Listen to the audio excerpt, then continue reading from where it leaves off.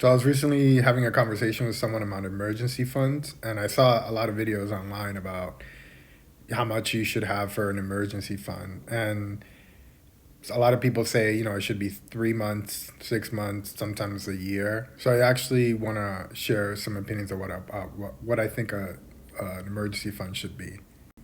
First of all, an emergency fund should be whatever you need it to be.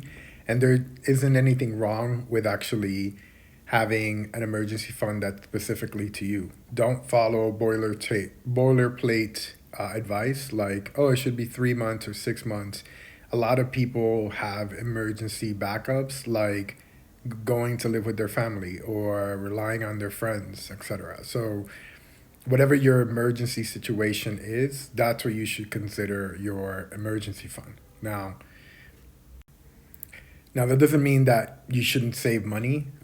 Don't get it twisted. That's not what I'm saying. But what I'm saying is, if you have a situation where if you lost your job and you couldn't pay your rent or you needed to have some kind of emergency, that is your emergency situation fund. So what you should be doing is actually having some money saved, but you shouldn't rule out whatever your specific situation is, and you shouldn't really feel guilty about having a backup system, especially if you have parents that can do that.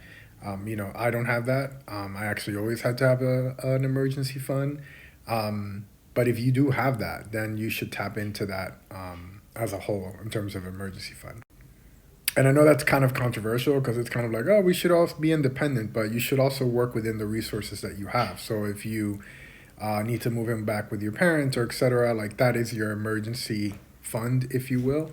So don't be afraid to tap into that. And I feel like that's what emergency fund, that should be taken into consideration when you're thinking about your emergency fund.